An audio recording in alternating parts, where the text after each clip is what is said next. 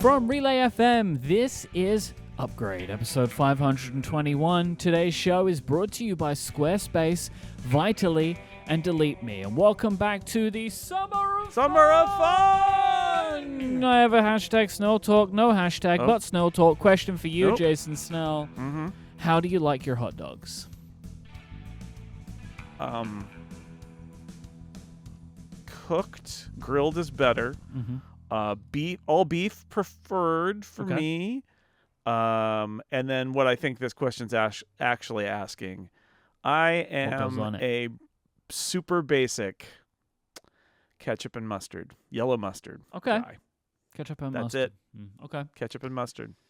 I'm more ketchup. I don't mind mustard, but I'm mostly a ketchup guy. Yeah, I ketchup like is my number one. Mustard crunchy is like onions. You know, that's good. It's like fried onions. I have some of that.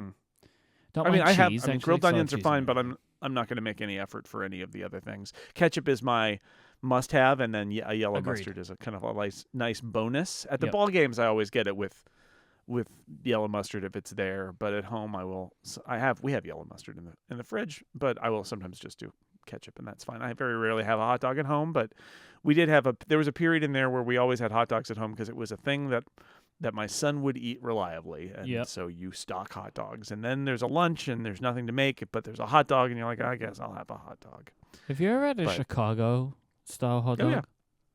Sure. They're weird. I've had one. They're weird. It's interesting. Yeah. I like some of it and dislike other parts of it. Yes. I liked it for having had it. You know what I mean? Yeah. Like, it was like, I'm going to have this thing. I had it. It was like, that was fun. But I wouldn't want all of my hot dogs to be like that. Right. You know? Grilled onions. Grilled onions is a good hot dog thing, I've decided. Yeah. I like the idea of a grilled onion, but some of the stuff that the Chicago hot dogs have, I find bizarre, but that's okay. The beauty of the hot dog is that you have a hot dog and then you can put whatever you like on it. And I don't believe there's one true hot dog. I think that it is a blank canvas on which you can place anything you desire. Yeah. If you want to put pineapple on it, do it. I don't care. I want to try that now you've said it, you know? I actually have, there's a hot dog place in Hawaii that we've been to called Puka Dogs, and they have the bun that's like the bun doesn't open. It's just got a hole at the top that the hot dog goes in, slides in. Oh, yeah. And they have one of their specialties is a pineapple. I forget what else is in it, but it's like pineapple is one of the flavors. And it's awesome. That's Puka Dogs, which is sort of near Poipu Beach on Kauai. So for those Hawaiian travelers, it's like a pineapple relish. This isn't their website. That sounds good, man. It's real good. Real good. So I can get pineapple into anything. Yeah, because why not? You know, why not? Pineapples, even on your t-shirts. There you go. I can't believe I was going to Puka Dog, but here we are. Thank you to Matthew for sending in that Snell Talk question. You can send in your own questions for us to answer on the show. Right now, we love some summer-themed Snell Talks. Just go to upgradefeedback.com. Let's do some follow-up, Jason Snell. I'm very excited. Okay. Severance is returning.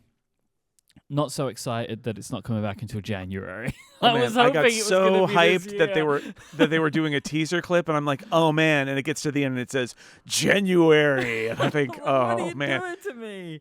So I said to Lauren, hey, there's a Severance teaser today, and she says, what? November? And I said, ha ha ha, January. She's like, oh, January. I'm just happy it's happening because they looked like there was a while where it might not happen, and I'm happy troubled. That it's coming back. Yeah, I'll look forward to the rewatch before the new season. That's a show. Yeah, that's a show I will rewatch. Yeah. Absolutely, season 1 of Severance for sure. Because I feel like it's a show that you'd probably want to have had the knowledge of what's happened in your mind for when the new season's beginning. I feel like. Yeah, because it's layered and complex, and I think having some of that in there is probably for the best. Well, season 1 was such a great ride too that I love the idea of being able to come into season 2 fresh. I'm sure they will try to be welcoming to people who don't remember it all, but that's a show that I enjoyed so much that I kind of relish the opportunity. Relish, I don't put that on my hot dogs either. The opportunity of to rewatch it and then go straight into season 2. So never mind, Phil Schiller will not be filling a seat at the OpenAI board after all. So this is something we spoke about last week that was being reported by a few outlets, I think Bloomberg and the Financial Times. Well, now, not only has Apple pulled out or declined this board seat, Microsoft is dropping their board observer seat as well due to fear of regulator scrutiny over the arrangements. However, OpenAI are gone on record to say that they will be holding regular stakeholder meetings to share progress on their mission and ensure stronger collaboration across safety and security with their partners, Apple, Microsoft, and others, I would assume. Maybe this was Phil's end game all along. Was just to get Microsoft to just make Microsoft's life harder. Well, see, I didn't know this until John Voorhees alerted me to this, and I read a little bit about it. The Verge has an article about it. There are multiple investigations in the UK, Europe, and elsewhere into Microsoft and OpenAI, and like the amount of control Microsoft has or does not have on OpenAI.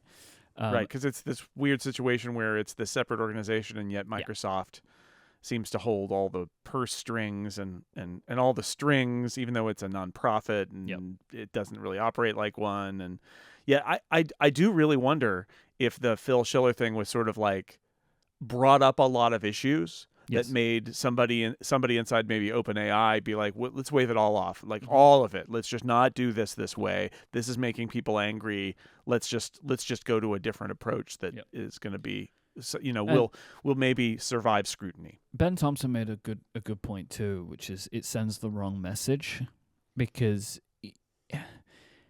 one of the problems I think Apple has faced post WWDC is the implication that OpenAI is powering Apple Intelligence.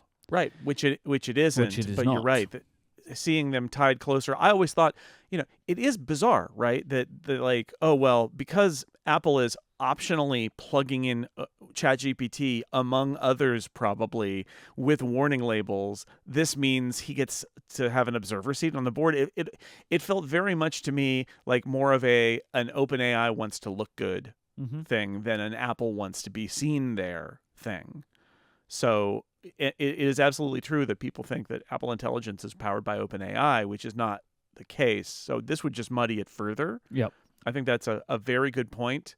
I wonder how this went down and if people just didn't think of it, or, it was literally Sam Altman saying, hey, why don't you, Microsoft's, Satya sits in on our board meetings. Why don't you send somebody to sit in on our board meetings too? And then the adults were like, no, that's a bad idea. Let's rethink this.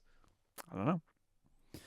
Last week, we spoke about the potential for the renewed rumors of a HomePod with a screen after Mac rumors found some code references to such a product. Well, 9to5Mac, not to be outdone, have found evidence of a system called Poster Board, which is hiding inside of tvOS, that will be responsible for some user interface elements for a design like this. They even have a screenshot of like a widescreen lock screen with a passcode thing, which is doesn't exist for anything else. Like, this is hidden. It looks like it's tvOS, and it has this kind of like touchable lock screen. I said poster board. It's called plasterboard. Sorry, that was a spelling error in the document. Poster board is a different one. We were talking about this on Connected last week. Many boards. Plasterboard is the internal code name that Apple have given to this interface, which I pointed out on Connected that I think actually further indicates the home element of this, because plasterboard is a material used for walls. It's sheetrock. It's also known as plasterboard. So this is cool to see. Like, I love the smoke coming together on this one to give me a fire, which is a HomePod with a screen tvOS combo thing. Yeah, that's what I want. Yeah, Dan Morin and I predicted on the Six Colors podcast, I'm going to give this to Dan, but I sign off. He was like, next fall for, I think, what did he say, $550? Something like that, because you got to follow the Snell rule, right? Which is, what are the competitors, and then what do you think Apple would do, and then you increase it, and then you round it up further and make it hurt. And then you ultimately get to a piece that is $599. HomePod with a screen, $599 next fall. That's That's Dan's guess, and I think he's probably not far off. That feels like it might be an iPhone 17 Sure. event product. Yep. That's using the same chip that's in the iPhone 16. Could be a mid-year thing, but sounds like a fall thing to me for next year. Yeah, I would sign on to that timeline too.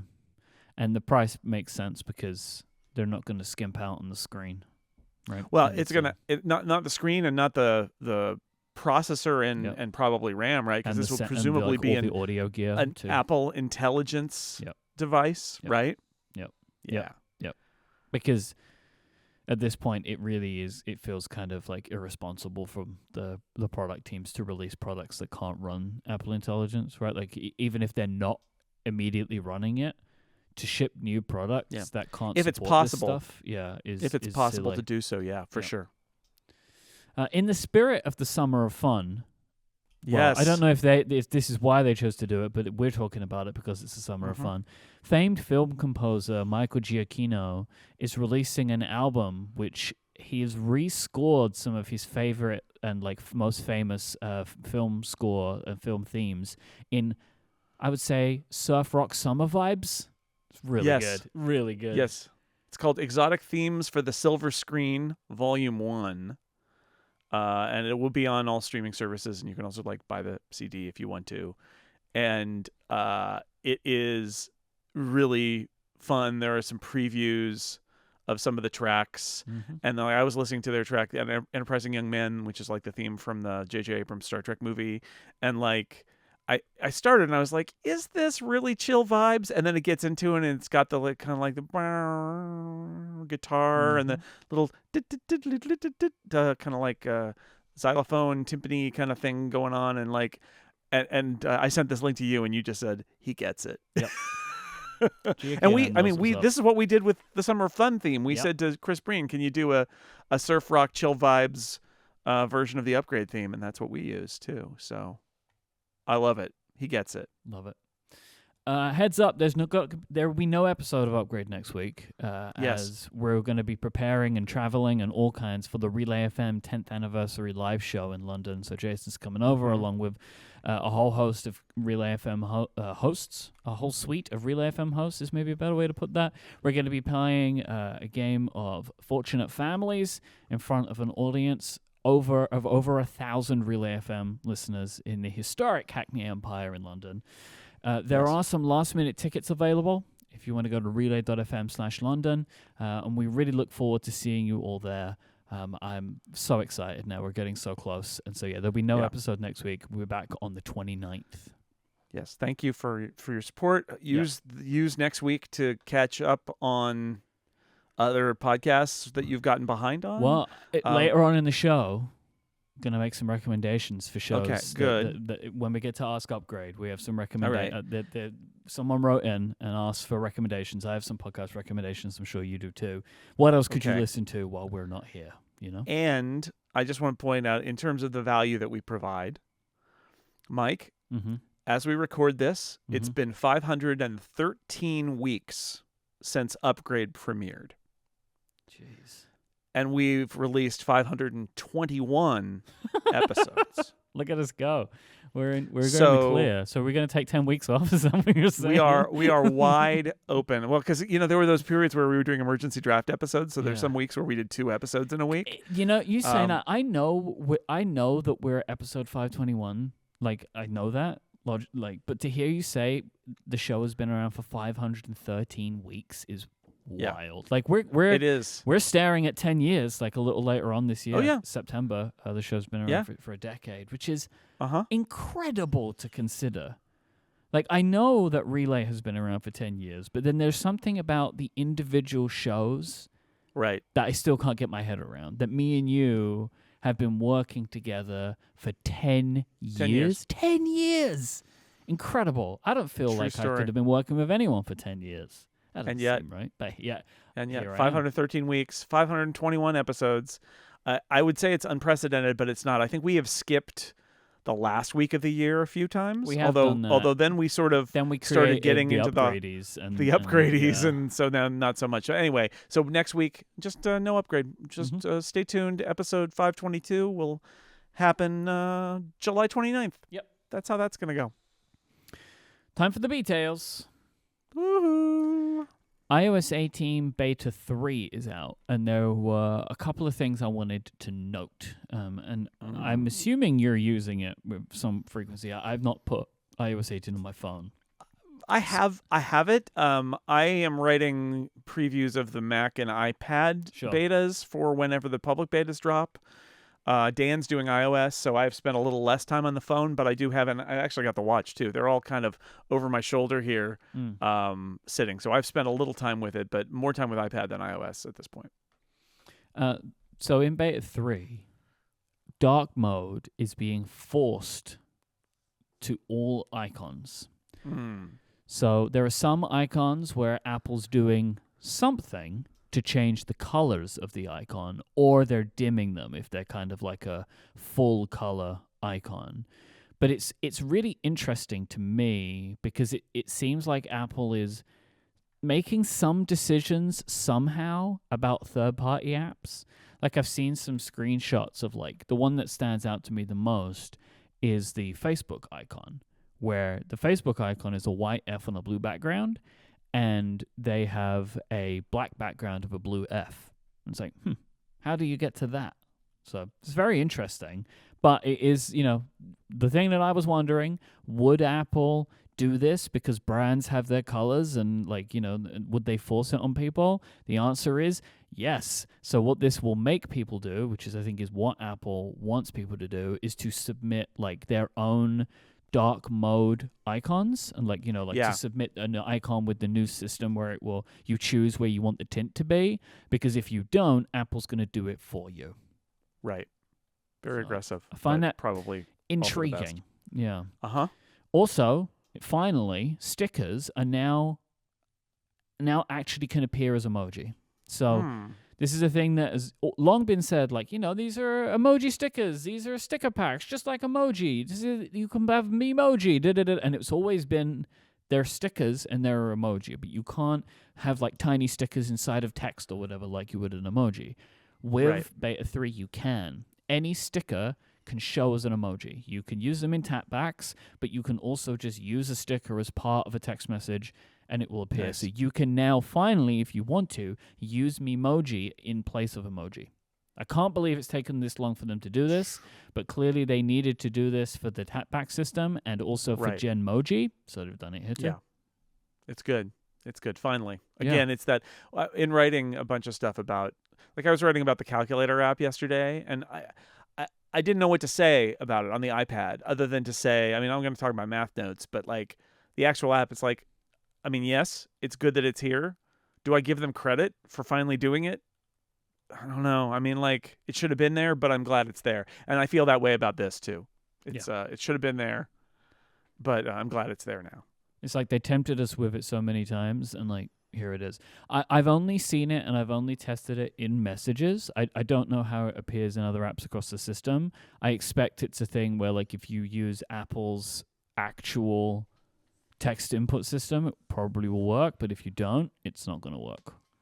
Yeah, I think that this is the special thing that Apple's doing to make these things go in line and treat them as text, even though they're images, is a thing that's, And it's hilarious if you send these messages and then look at an iOS 17 device or a Mac OS 17 or whatever it is. What are we, Mac OS something or whatever? An older version.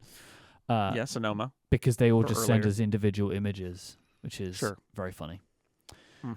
Beta 3 also introduces a new default wallpaper on the phone that dynamically changes colors throughout the day, which is a nice touch. Yeah, they've introduced this idea of sort of the generators for wallpaper and screensavers. Screensavers sort of do this already, but they're sort of going back and making them wallpapers. This on Mac OS, they've got the sort of classic Mac thing that they're doing as well, and it's beautiful. It's really well done. So whatever they've gotten on the wallpaper train a little bit, and it's a good thing because these are really interesting and different if you want something more dynamic. This episode of Upgrade is brought to you by Squarespace, the all-in-one website platform for entrepreneurs to stand out and succeed online. Whether you're just getting started or managing a growing brand, you can stand out from the crowd with a beautiful website, engage directly with your audience, and sell your products, services, or the content that you create. Squarespace has everything you need, all in one place, all on your terms. You get started with a completely personalized website using Squarespace's new guided design system, Squarespace Blueprint. This lets you choose from a professionally curated set of layout and styling options to build a unique online presence from the ground up, tailored to your brand and business, optimized for every device. And then you can easily launch your website and get discovered fast with integrated, optimized SEO tools so you can show up more often to more people growing the way that you want. Squarespace also has their system Fluid Engine. This is their next generation website editor. Blueprint helps you get started quickly, but if you want to dig in a little more, you can go and take a look at Fluid Engine. It's never been easier for anyone to unlock their creativity. You can customize every design detail with a fantastic drag and drop system for desktop or mobile. Stretching your imagination online with Fluid Engine is so easy, and it's included in any new Squarespace site. With Squarespace, you can sell your physical goods and your digital goods. You can sell exclusive content on your site by adding a paywall to select content or courses, or sell files your customers can download like PDFs, music, or ebooks. You can integrate flexible payments to make checkout seamless for your customers with simple but powerful payment tools. You can accept credit card, PayPal, and Apple Pay, and in eligible countries, offer customers the option to buy now and pay later with Afterpay and ClearPay. Squarespace is also a fantastic option for if you have people in your life that need help with a website or a club or a society, because they have all of these really easy to use tools. They build a system that can grow with someone as their needs expand, but they also have fantastic customer support too.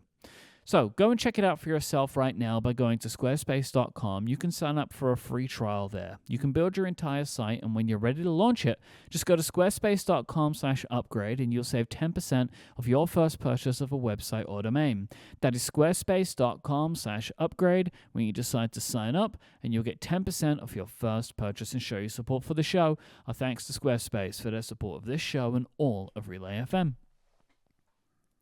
So, Jason, we have something a little bit special today. Do you want to talk about what we're going to play for our listeners now? Little Summer of Fun special in this episode. We talked a few weeks ago about the Vision Pro What If interactive story, experience. So this was a thing with Marvel and ILM Interactive that they did. That's like an interactive story. We really enjoyed it. There's a part at the end that you really loved. And so we had this nice chat, and I talked with some of the technical people and some of the designers for a little quick 6 colors thing that I did. That was all very nice. And then we heard I got an email from one of the writers of the thing saying it's so awesome that you liked it. Maybe we could come on and talk about it sometime. And that was really a cool thing. So we talked to the PR people at ILM Interactive and all that, and we set it up. And so we get to have this interview in this episode where we got to talk earlier last week to Phil McCarty and David Dong, who are the writers. They come from a screenwriting background, as you'll hear. They're writers of this What If interactive experience, which is, it's not a movie. It's not a game. It's something in between. And I think it's really interesting to go into sort of how they got involved and what goes into writing an experience like this. So it was really a pleasure to talk to them. Guys, thank you so much for joining us. We are very excited to talk about this. I mean, I am a huge fan of all MCU projects, and especially the What If thing was incredible. I think we'd like to start at the beginning. How did this project come about, and kind of how did you guys get involved in it? David, you want to take that? Or sure. Well, so Dave Bouchard came to us, and we got involved with him. I believe Phil and I wrote a spec for the Sundance TV, was it TV Lab or something like that? This was a long time ago. And what's funny about it is our spec was about, it was like a thriller procedural set in VR. Okay. And this was back in the day before everyone had a pilot about VR. We were first. We did it. Pre Westworld, we were cutting edge at the time, and I believe Dave was there. And at our table read. Yeah, at our kind of big table read, and then years later, I think he had this opportunity, and he came to us and asked if we, wanted to push some ideas around. So how does this? I just and again, I know that this is a complicated thing. Do you come in and say, are you handed a bunch of elements and saying, let's make this into a thing? How much of that is sort of like pre-baked, or is it more like, because there's obviously the software and the platform and the story that they want to tell. How much of that comes from you, and how much are you handed kind of elements and saying, these are the elements that we need in the story that you need to work on? Oh, it was absolutely a blank slate to start off with. Like there was nothing. It could have gone any number of directions from project inception. Like there was nothing dictated, if that's what you're asking, essentially. Yeah, that's what's really cool about Marvel Studios. They kind of just let you play, and if the idea is cool, then we're gonna do it. I think you'll see some stuff that, like some characters like Carol Danvers, Nova Corps, and some certain characters like that probably wouldn't have immediately come to mind, but we pitched them, and Marvel was like, yeah, this is cool, let's do it. So from what I understand on our end creatively, this all started at just like every other project that starts at creative. We have to think about what's a story that we want to tell, and then we look towards what is really right for What If. How can this be a plus up for people who are big fans of What If? Yep. But also kind of turn that and give them something that they've never experienced before. So it was really the concept was What If and a VR interactive story, but beyond that, it was, come up with some thoughts and pitch this. Yeah, we came up. We came up with a bunch of pitches. Yeah, at first. Yeah, it wasn't even What If from the beginning. Like we landed on What If. There were some initial iterations that were sort of in like Black Panther space, and then just various properties. So we ultimately landed on What If, but it could have gone anywhere. I have to apologize if I'm so used. I've confessed I'm a huge fan of your podcast, and I've listened to both a lot of this and The Incomparable. So I'm having this a little bit like our experience where you're watching the thing and you're watching and you get to partake. And I'm so used to listening to you guys talk. And now I'm like, I'm supposed to talk. You're supposed to talk back on the podcast. Yeah. Every podcaster has had this moment where you guest on a show you're used to listening to.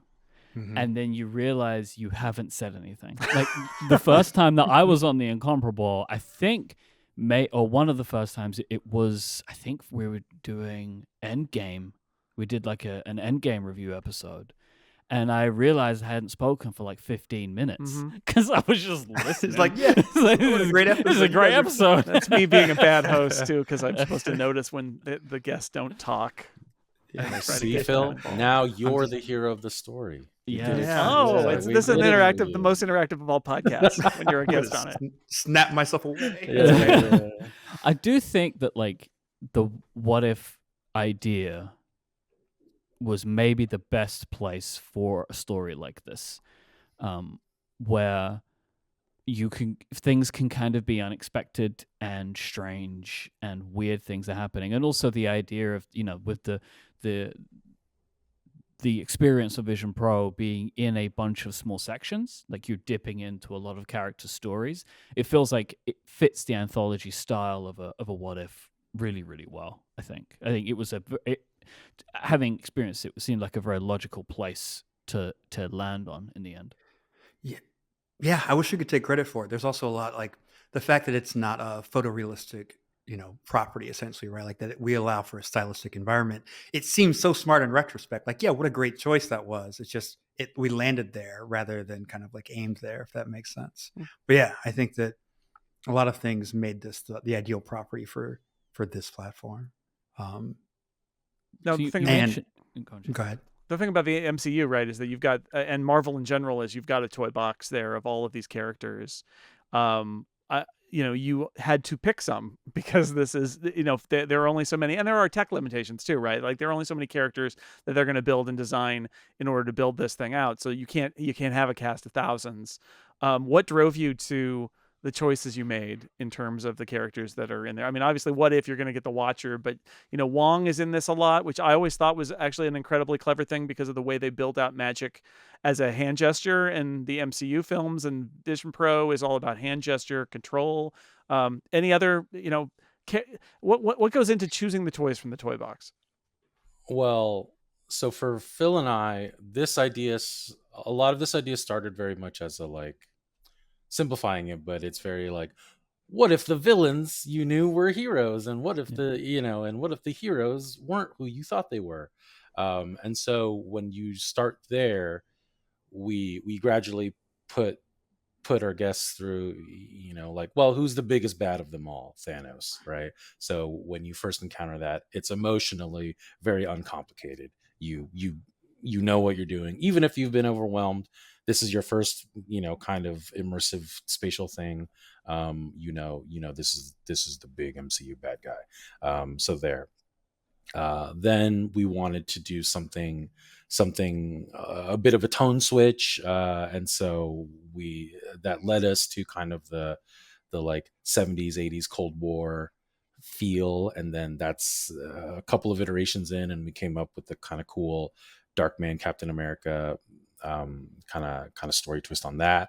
And then finally we wanted your third one to be a character that was that you would have very emotionally complex feelings about when you were dealing with that. You shouldn't be so sure that these are all villains. So we took like one of my favorite MCU villains, Hela. That character's so hilarious. And then we spun her story, we spun her look, we turned all the dials to sort of play with your expectations, and like maybe these aren't multiversal villains, and maybe I'm not being led down the right path of all this. Wong is great as magic and all of that stuff came more to the forefront from interactive. It made more sense to bring Wong in, and then at a certain level you realize that, well, Wong now needs to be part of the story in a big way. He can't just show up and talk and show you tutorials and then leave. So interactive is ILM, right? So the team, I'm correct, and it's the team behind like putting together the technical aspects of the experience. Yeah, ILM Immersive, yeah. Yeah, great. And what was that like, that this kind of like the teamwork? Because obviously this is, I'm sure every writing project, it comes with constraints kind of during and after, and the experience goes through as you're working with directors and actors. But in an experience like this, as well as that, you also have brand new technology, brand new ways of interacting, and I'm sure things were appearing throughout the process that were changing the story. What was that kind of interplay like, of understanding how the tech could be used and how it would adapt to the story and push the story? Yeah, ILM Immersive. They were really good about empowering us, for lack of a better word. We would say, "Hey, can we do this?" And they would just very cleanly say yes or no. We weren't necessarily privy to their kind of like back end considerations on like what the Apple Vision Pro was capable of or not. But I do know that there was a lot of consideration on their end to determine what was kind of inbound, so that they came to the table saying, "Hey guys, yes, this idea is great, run with it. This might not be feasible, this sort of thing." So it was mostly us sort of like brainstorming and daydreaming, and them kind of giving us a thumbs up or thumbs down on like what fit within the scope because of the project and the timeline we were working with. It was a really tight partnership. We were in a lot of meetings with them. Just a real, it was like daily at some points. But just kind of really refining what could be done, what made sense to do, and then dealing with curveballs, because I'm sure you guys can imagine even small curveballs can really like force us to take a story down a different turn.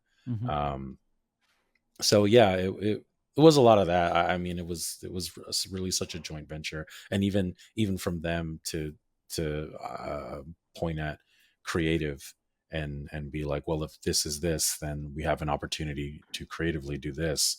I know, like, one of my favorite moments in the thing came about a really tight partnership, and that was the time stone moment. um Yeah. yeah, because sorry if I'm jumping around, but yeah, the this was a big collaboration by every, Joe, Ian, Sharif, Dave, all of us, to kind of craft that very specific moment where, like, this character asks you for help, but as the player you don't know what to do, because we haven't given you the tools to do it.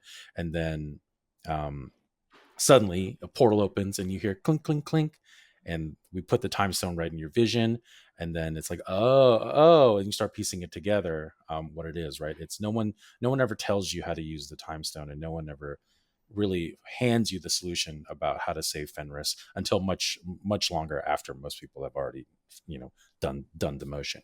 And that was a just big teamwork by, me and Phil and all of the immersive team.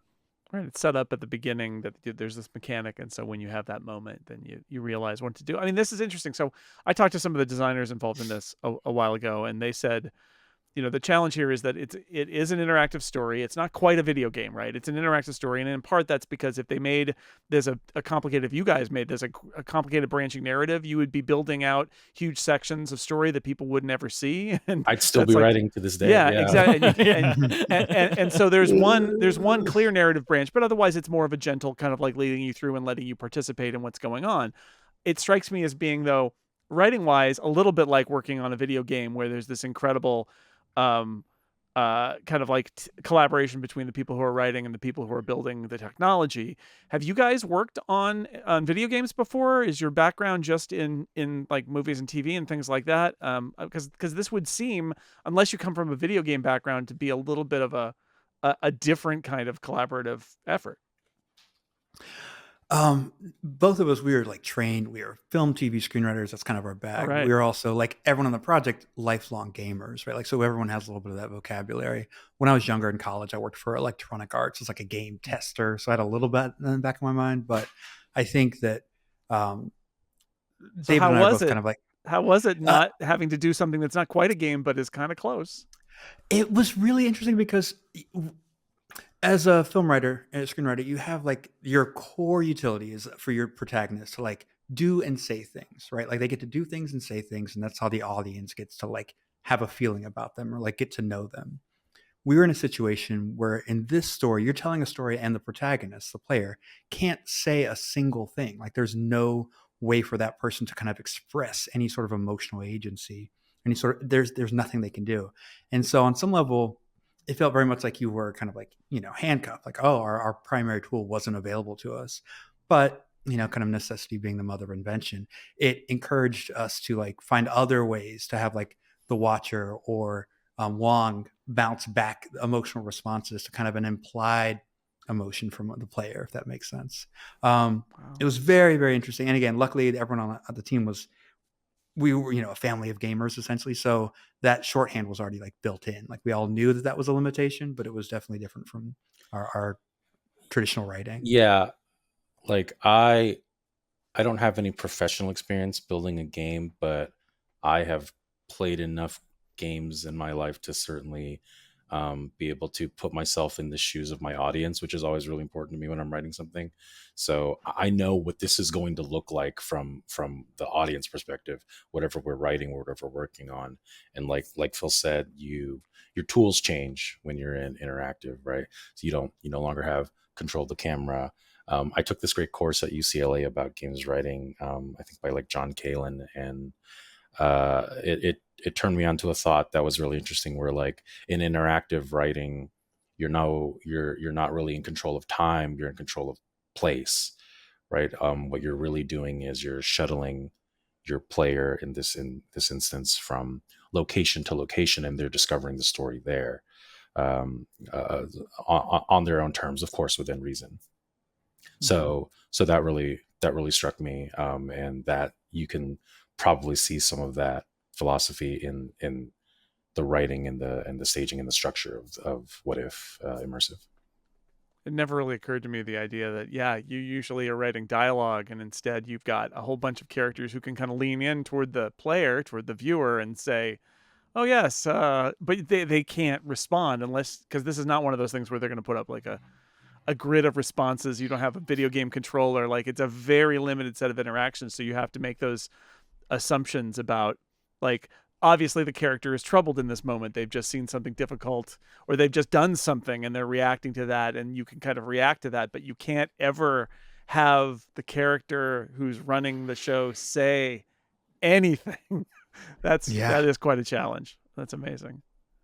Yeah, and I did like in some of the moments where I knew there was something to be done, but I could kind of sit with it a little bit, and a little bit more would happen. Like, I thought that was really cool. Like, like, I know I'm supposed to deal with this thing right now. I'm supposed to stop this fight. But if I let it play out a little bit, I can watch Carol Danvers flying around and like doing the whole thing, and like they're talking. Like, it's I can see how that is like also a complicated part of video game writing, which is, as you say, like you're encouraging someone to go do a thing, but they still have to go and do it. And you've kind of, I guess, got to account for that a little bit, that it's not going to just end. There has to be some element of, I guess, looping, I would suppose, in there that you have to consider.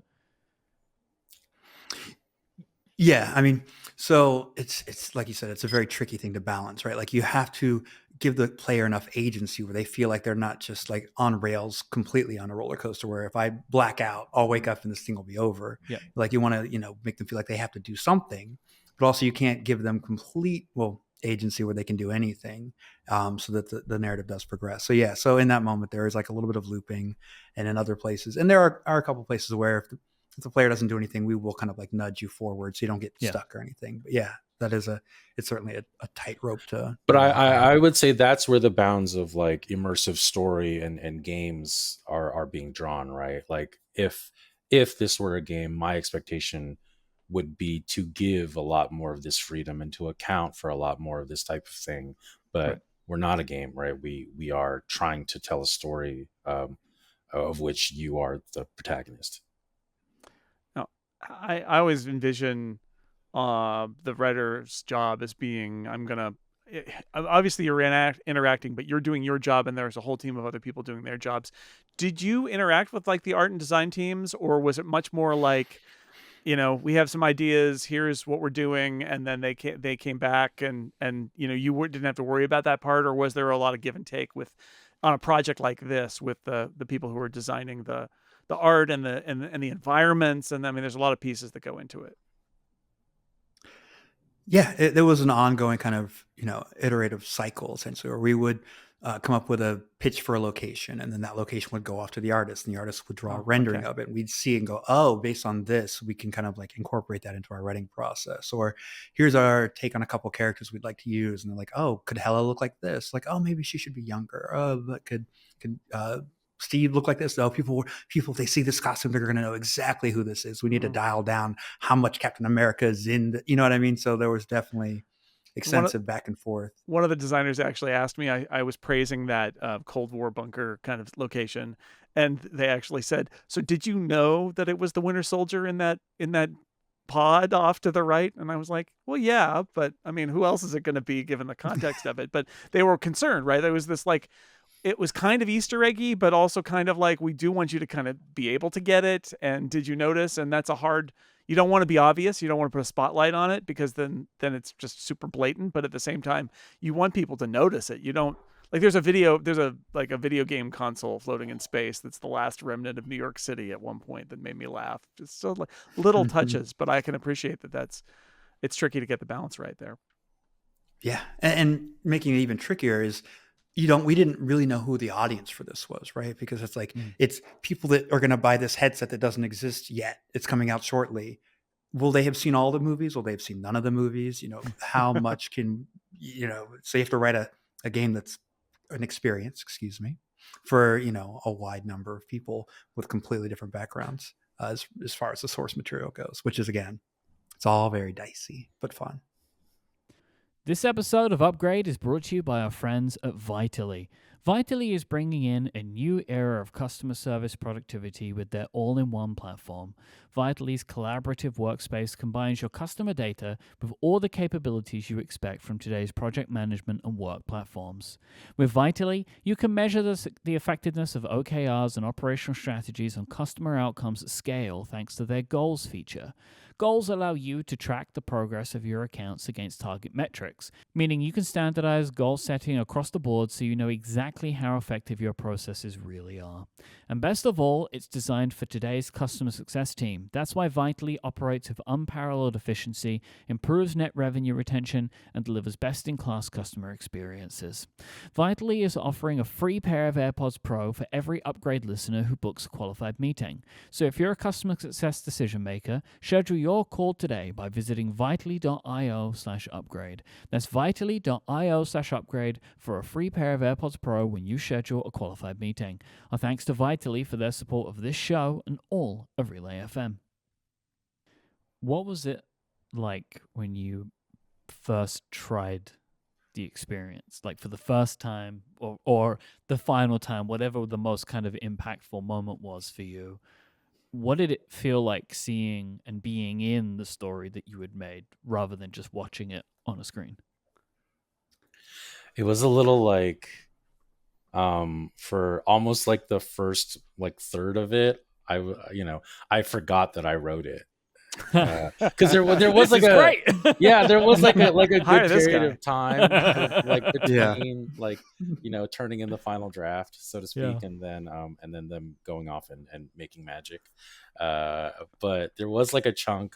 So at first the first time when the Watcher steps out and is really like corporeal, and I'll say like what an amazing job like Immersive did, because like these characters like really do feel like they're there, and it's so weird, right? Because they're cartoons, and so the idea that like these cartoons feel like they have presence and weight was just such an amazing magic trick. But like the first third of it, I was kind of just humming along and like not even remembering that I wrote this, and it wasn't until like certain turns of phrases that are very much like things me and Phil like to do that I was like, oh yeah, that's right, we did this. This was our fault. I had a super weird onboarding to this experience because I'm currently in Portugal, and I was going through hoops to get my Vision Pro here.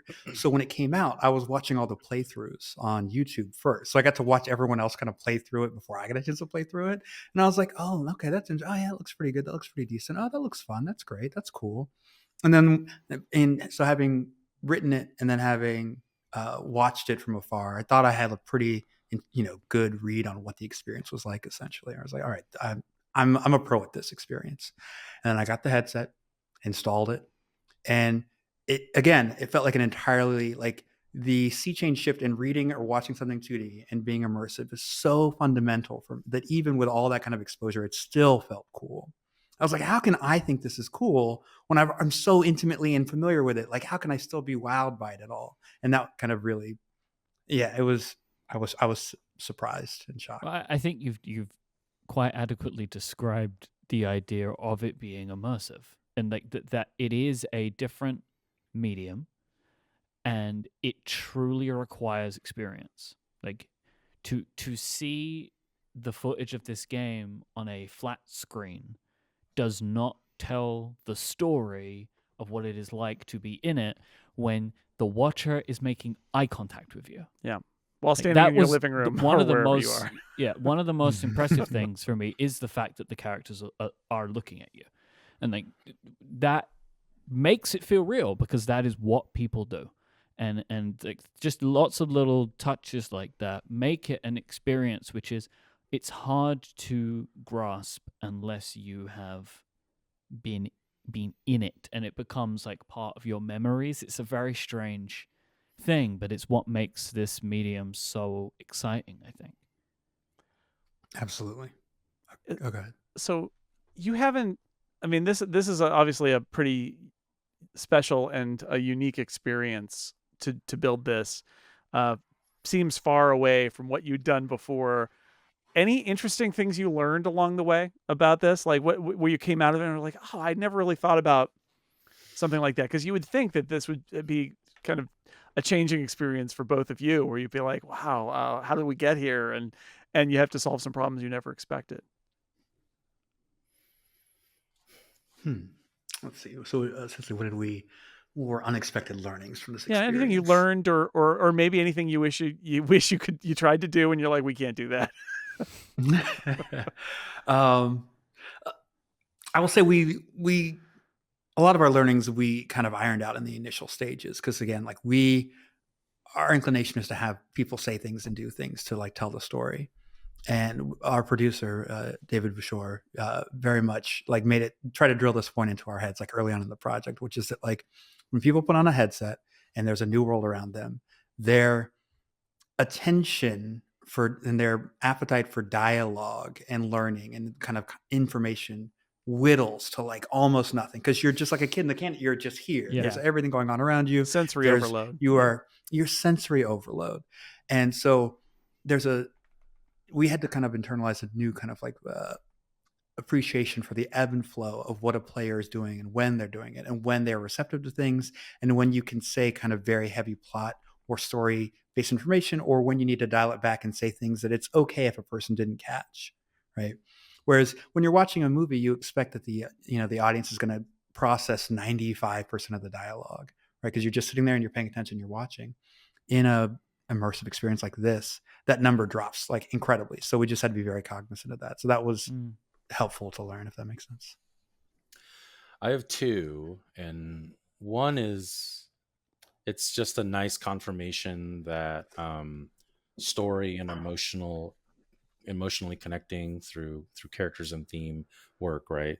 Like I think most people, even people who are watching on a flat version, kind of really grasp a lot of the philosophy of what we're really trying to get through with this piece, and the feelings of it. And so it's rewarding to see that storytelling like that works even when you do switch mediums. Secondly, I would say the big learning is that what seems really obvious to me because I'm writing it isn't obvious to once people make it, and that's good and bad.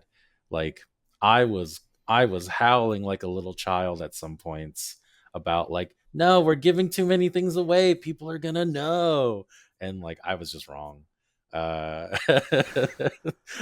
People didn't know, and yeah, and it was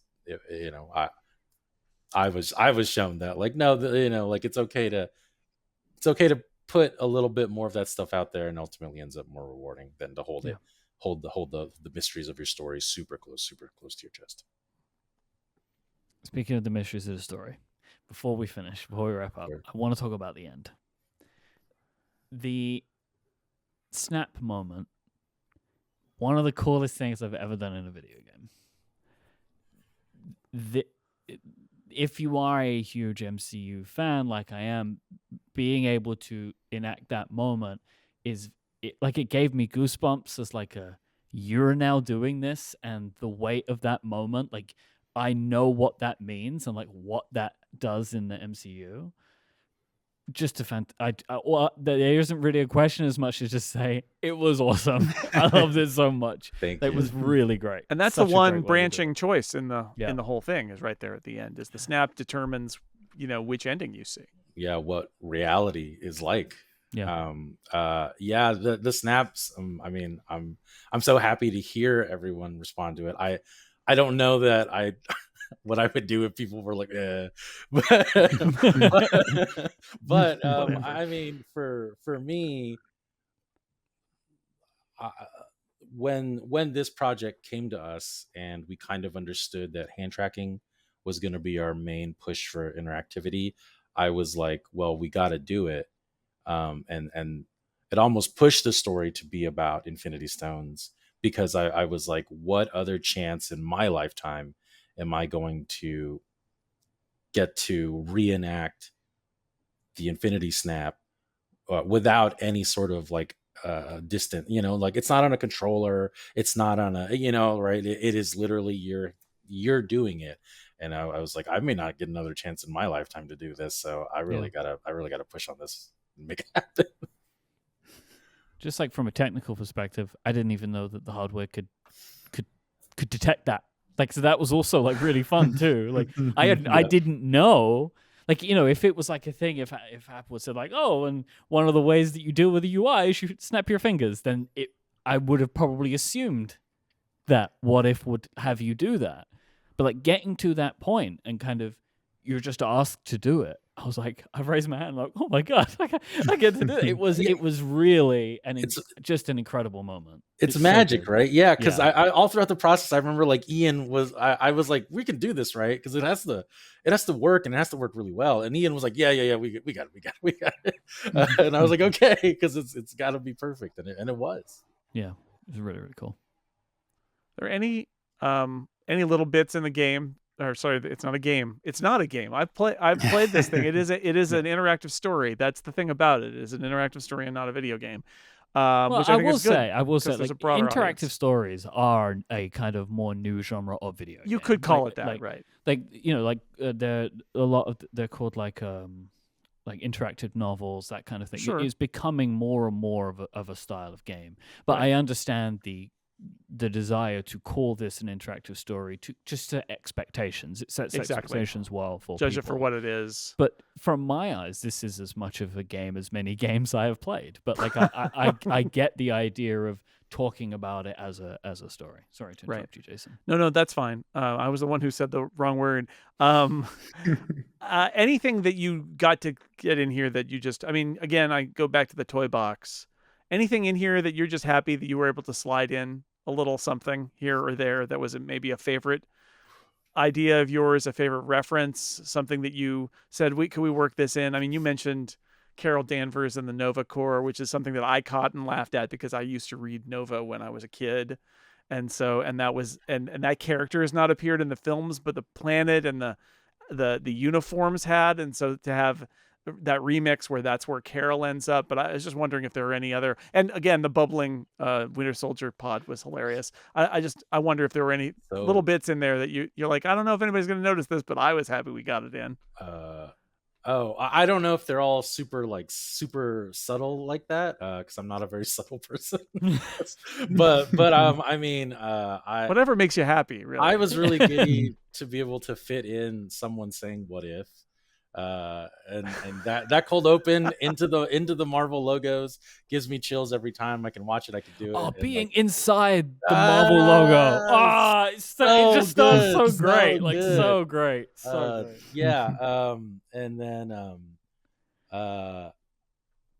I mean, Brad Winterbaum came to us about the Star Fox inclusion, and originally I was a little scared about it, but ultimately I was like, I was really happy that we got to play with that character, and so it's not an Easter egg, but I'm those two things I didn't expect going in, and I'm so thrilled to be able to do it.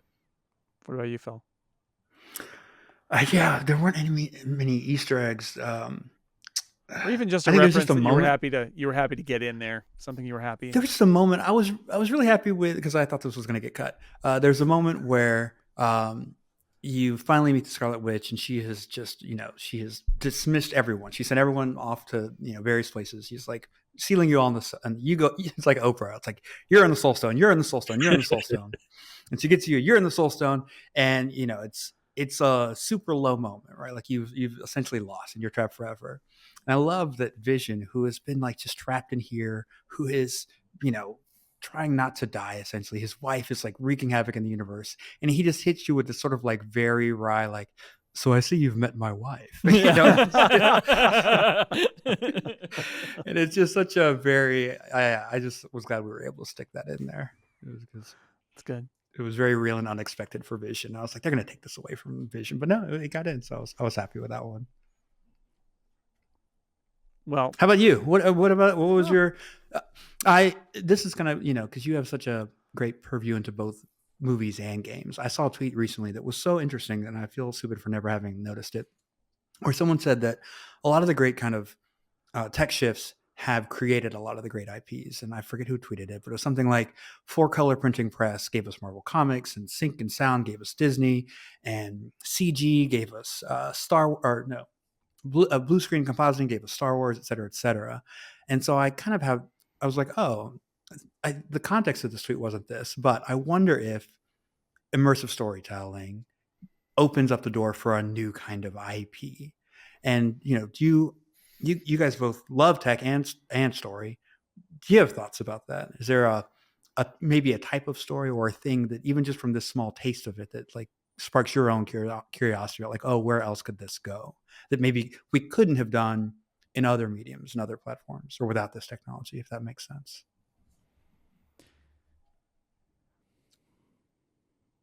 It's a big question. I should stall a little bit so you can mull it over. Myke's pondering there. Yeah, so I think ponder. Like if we look at what you did here with What If as like this is the beginning of what this kind of storytelling can be. While and Jason touched on it earlier, the complexity of branching narrative is always a huge thing.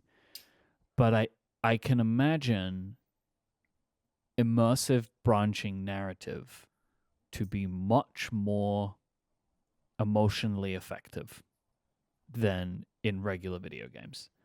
Because when you are in these immersive environments, you feel more active in your participation than when there is a controller that is the medium for you to participate. And I really wonder what the kind of morality stories that can be told in these environments, I think could be much more emotionally effective than the typical types of video games that we have today. And so I can see something happening there, but of course it's a big, huge thing to deal with. But I think people are more likely to be emotionally effective of the decisions that they make if they actually feel like they're in the worlds with the people that they're making them with. Good.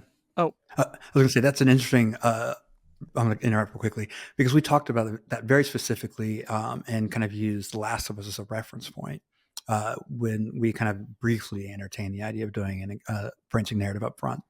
It's very difficult, and it's. I'm curious to see how other people balance this themselves. It's difficult to tell a story with an emotional arc like The Last of Us if you don't know what experiences the player is going to have along the way. Yeah. Right. So if they have free latitude to do whatever and say whatever, they might not get all of the key pivotal moments that'll make that final decision so emotionally impactful. So there's definitely there's an art to giving enough freedom to feel free, but narrowing down freedom enough so that the story can have all the emotional beats necessary to hit that emotional climax, if that makes sense.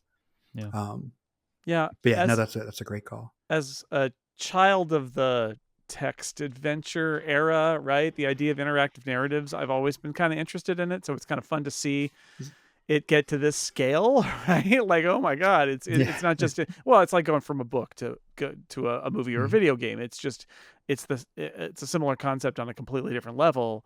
I wonder, Myke said the emotional connections when you're in an immersive environment, it's not even just the characters.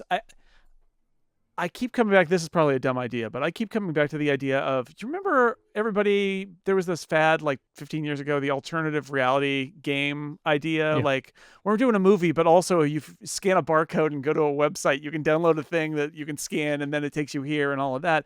And I wonder whether it's AR or VR, if there is a way to do narrative that is part of your immersive world. So the idea that if you're working in an augmented reality environment, there may be aspects of it that aren't really there, but that if you interact with them, they will lead to other things being generated later on, almost on an extended kind of narrative.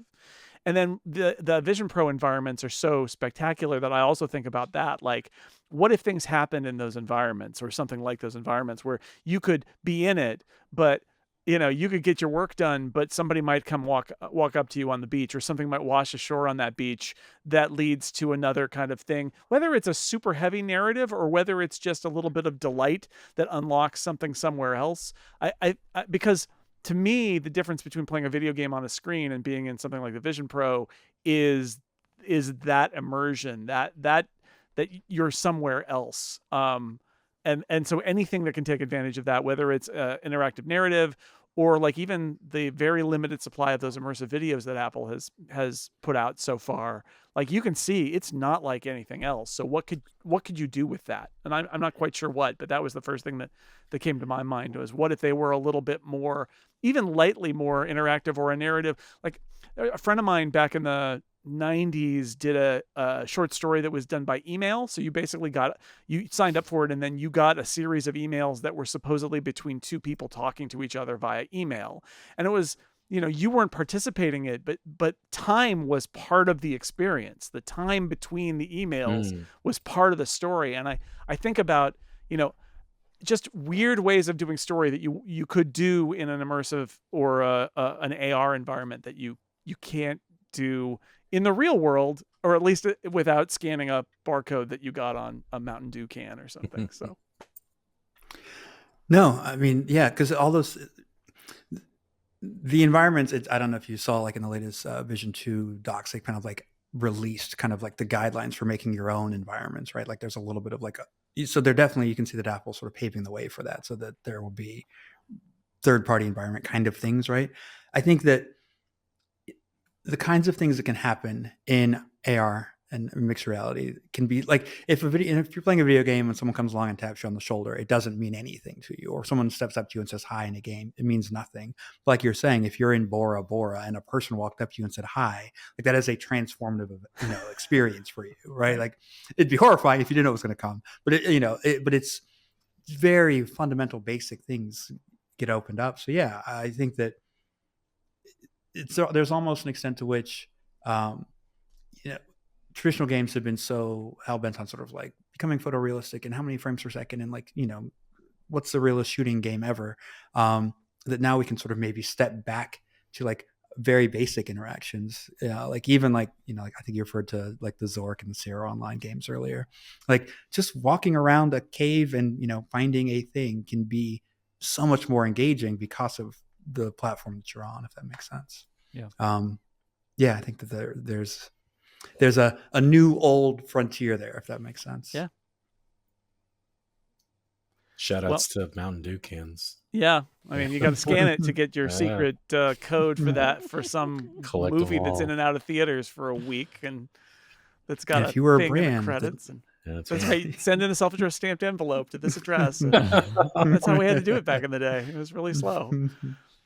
Well, Phil and David, thank you so much for coming on and talking to us about this. I know like the Myke especially was, we both really enjoyed it, and Myke was like pumped about this that snap really got him, is what I'm saying. So I'm so glad that we got to talk to you about this very interesting thing that's like outside of your wheelhouse, and it's not like something that we've ever really seen, and it was a lot of fun. And I hope there's more down the road from you guys and from ILM Interactive, and it was a lot of fun. Thank you for talking about it with us.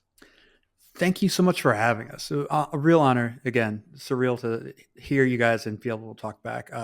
Thank you so much for letting us be a guest on your podcast. Yeah, thank you. Such a pleasure. I'm so glad that it landed. So yeah.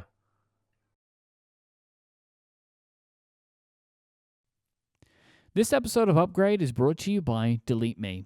Have you ever wondered how much of your personal data is on the internet? It can be uncomfortable to think about your private information just being out there, especially since there are data brokers who make their business selling people's data. But we all have the right to stay private and protect our privacy, and that is where Delete Me comes in. Delete Me is a subscription service that removes your personal information from the largest people search databases on the web, and in the process helps prevent potential ID theft, doxing, and phishing scams. You can sign up and you'll provide Delete Me with exactly what information you want deleted, and their experts take it from there.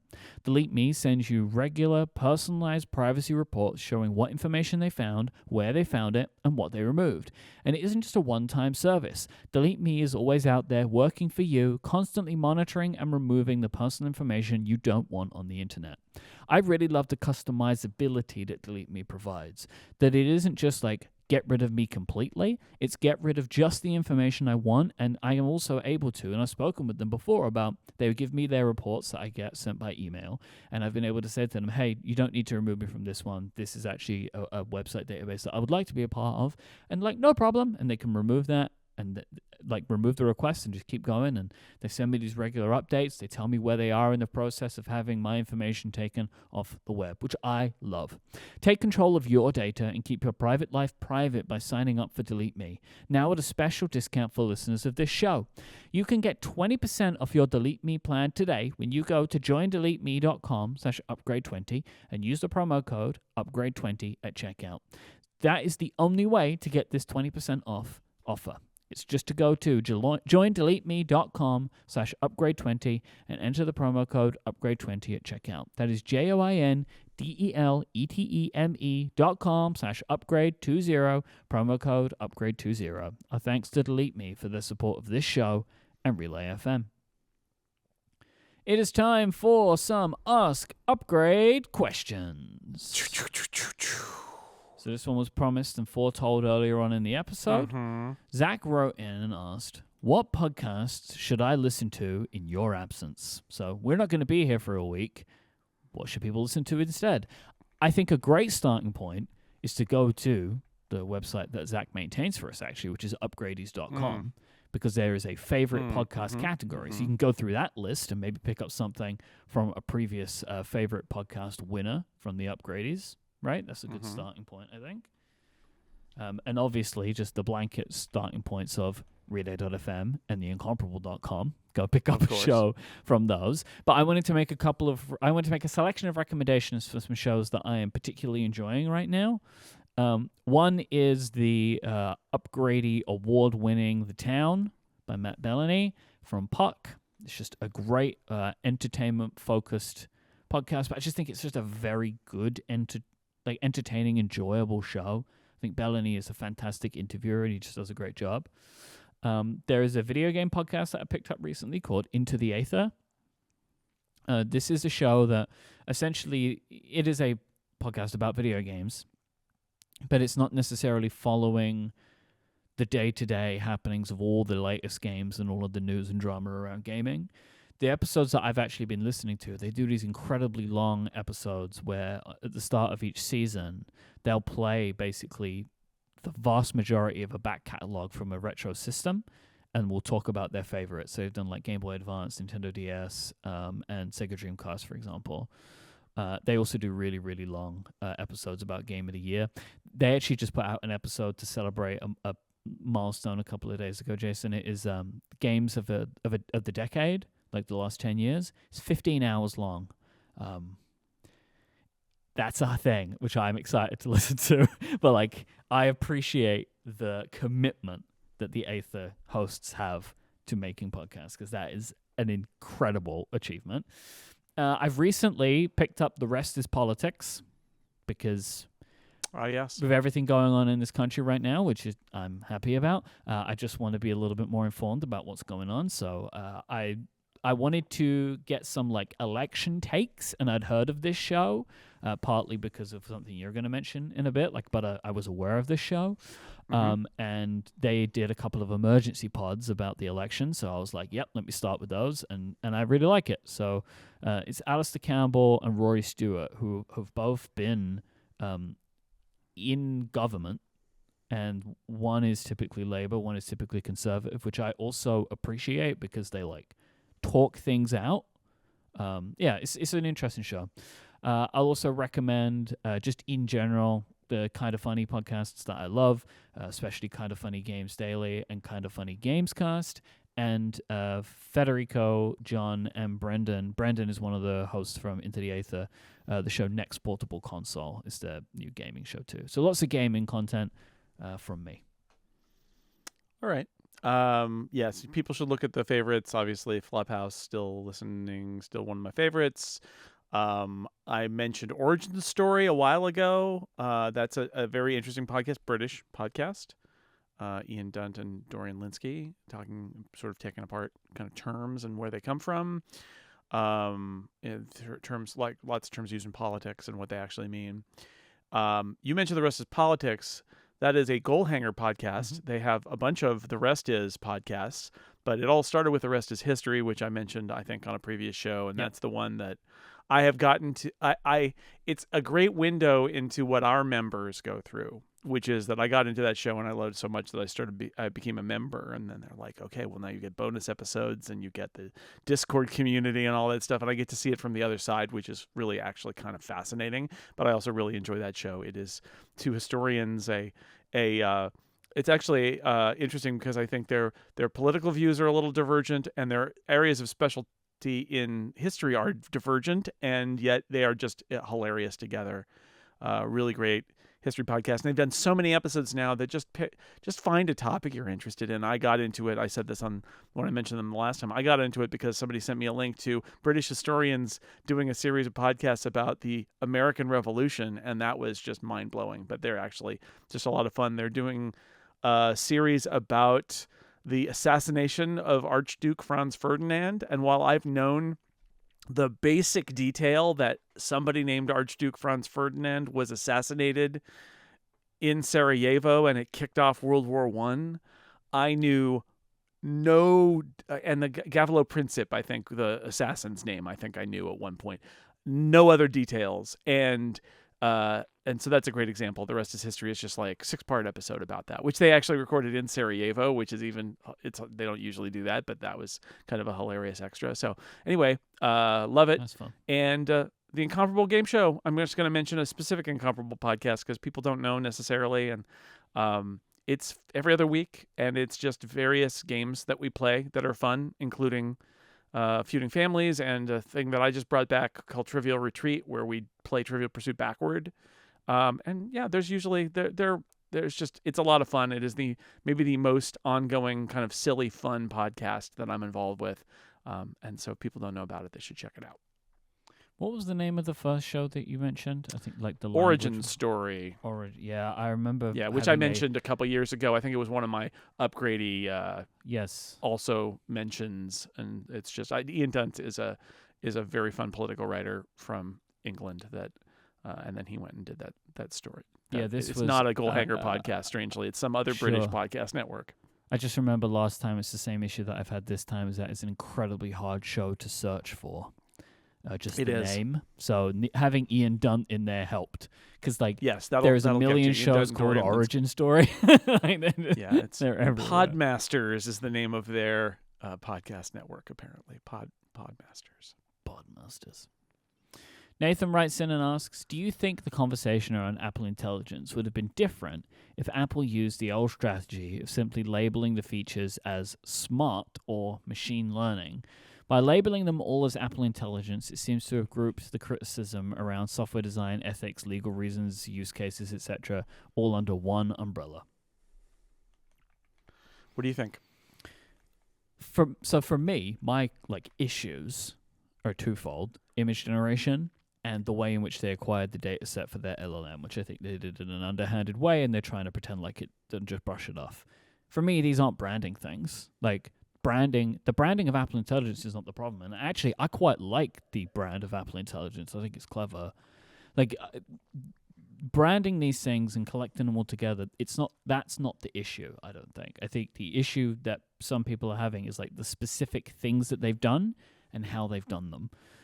Some people just for them, the thing that they draw a line out of anything text related, right? Even just rewriting. Or for other people, it is the OpenAI stuff is the issue. I don't think that the collecting of this all together makes a difference, and I don't think the way they brand it makes a difference. People have particular issues with particular features. That's my take on it. Yeah, I think that's true. Also, I think it's the point. The point of collecting it as Apple Intelligence is to say, yes, we're doing this because there are some people who felt like Apple was behind and that Apple products are going to become inferior because they weren't doing this sort of thing, and they wanted to send the signal that they are, and in a different way, et cetera, but that they are. And I think that they probably did need to, the way the world has gone. Look, sometimes a term that you prefer is not used, and a term you don't prefer is used instead. Yep. And at some point, you've got to stop fighting. Didn't Apple for years insist that everything was a notebook? and now they've Yeah, given up now and they're that they call them laptops. Yeah. I mean, at some point you just got to give up. And this is a case where Apple fought against calling this AI because it's inaccurate. And they use machine learning, which is accurate. Yep. And then the world said it's AI. And at some point, Apple was like, oh, geez, we're not only are we behind on some of the AI, but we've hidden all the ways that we're not behind because they're using a different term. So let's just call it AI. So I think that they kind of needed to do that, whether we like it or not. I think they kind of needed to do that. But I agree with you, Myke. This is the criticisms are not, would not really have been hidden because they announced that they've got a model running in the background that's been trained on the internet, and like that is the thing that is the issue for a lot of people.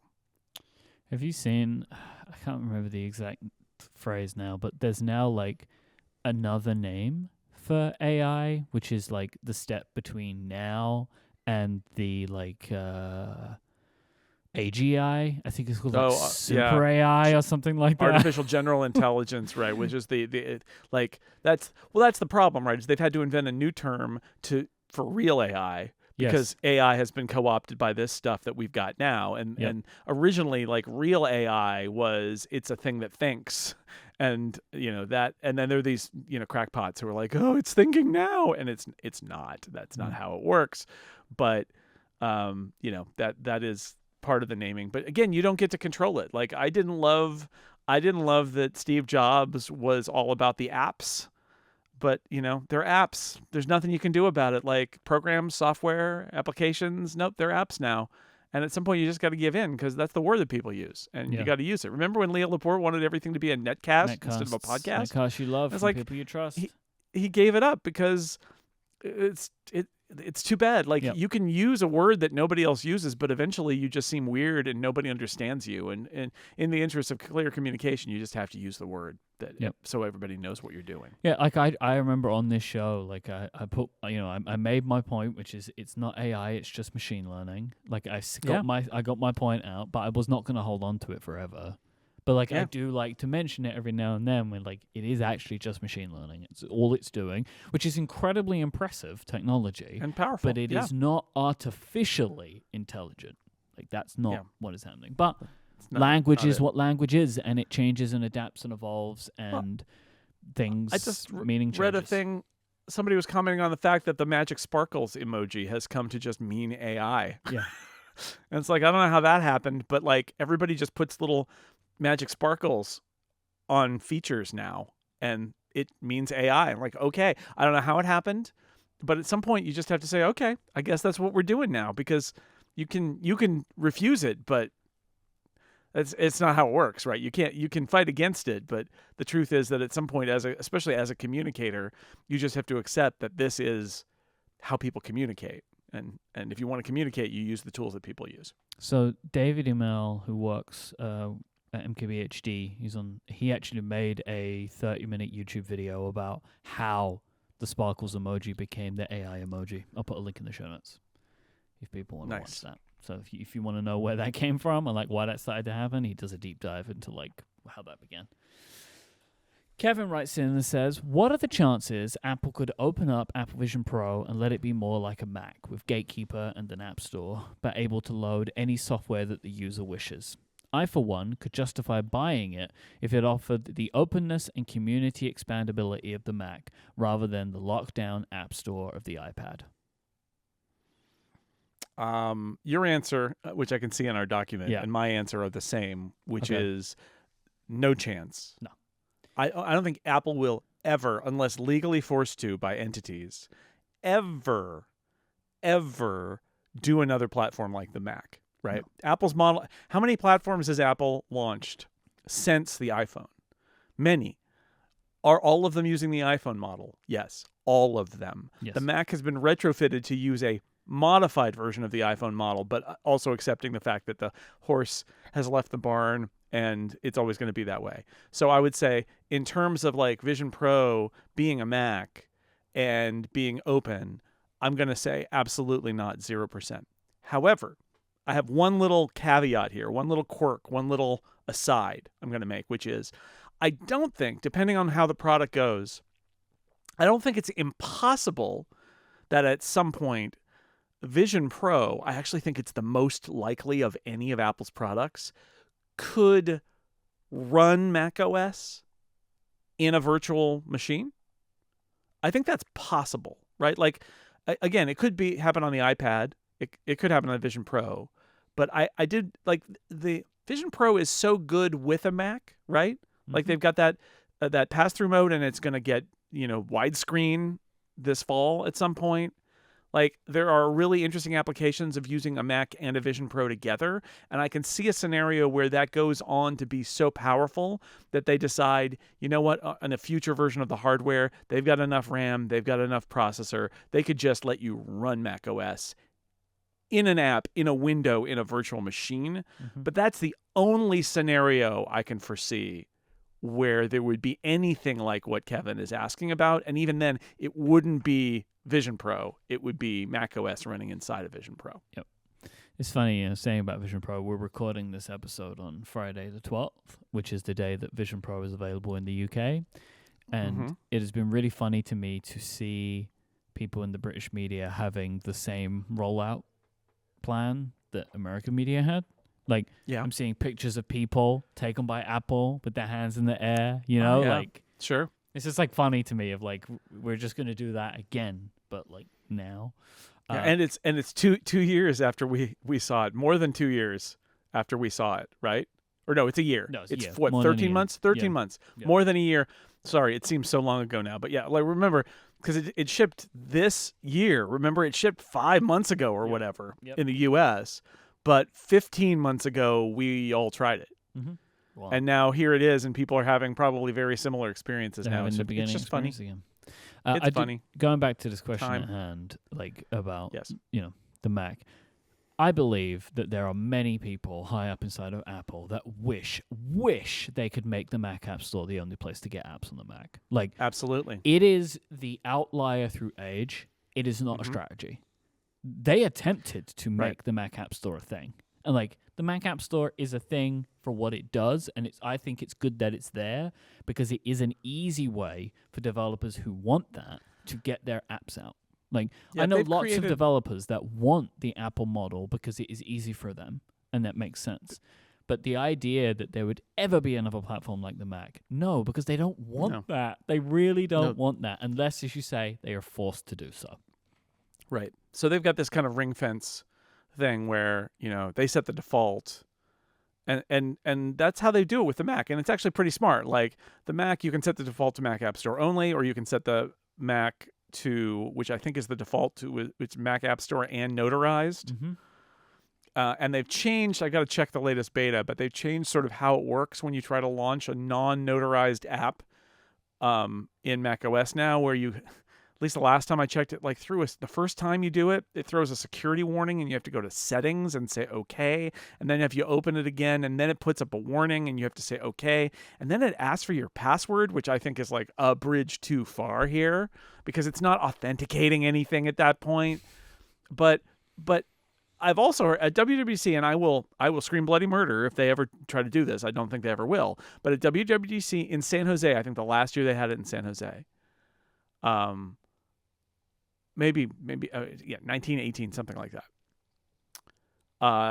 An Apple person stood up on stage at WWDC and said, you will never be prevented from running unsigned software on your Mac.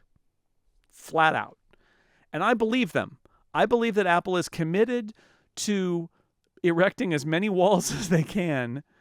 And the reason they're doing it is because if you look at any story about Mac malware, the way Mac malware happens generally is that they socially engineer a user to turn off those protections and click through those warning dialogues. They're like, here's how you have to install it.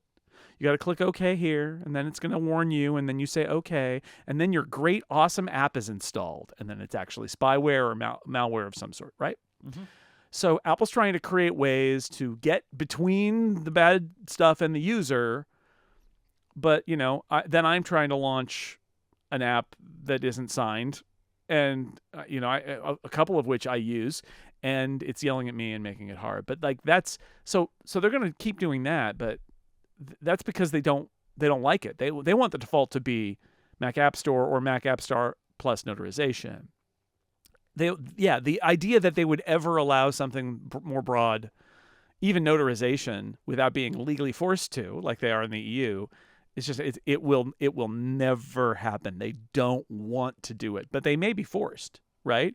And even then, the notarization thing, like again, as we talked about last week, unless they're legally forced to drop notarization or change their notarization policies, they will use it as a way to control it as well. Mm-hmm. If you would like to send in a question for us to answer in a future episode of the show, or you'd like to send in feedback or follow-up, please go to upgradefeedback.com and you can send that in. You can find Jason's work over at sixcolors.com and hear his podcasts on theincomparable.com and here on Relay FM. You can listen to me here on Relay FM and check out my work over at cortexbrand.com. You can find us online. Jason is at jsnell, JSNELL. I am at Myke, IMYKE. You can watch video clips of this show on TikTok, Instagram, and YouTube, where we are at Upgrade Relay. Thank you to our members who support us with Upgrade Plus. You can get longer ad-free episodes of the show. Just go to getupgradeplus.com. Today we're going to talk about Jason's travel prep coming over to London. Boy. Thank you to our sponsors of this week's episode, Delete Me, Vitally, and Squarespace. But most of all, thank you for listening. We'll be back in 2 weeks. Until then, say goodbye, Jason Snell. See you in 2 weeks, everybody. Goodbye.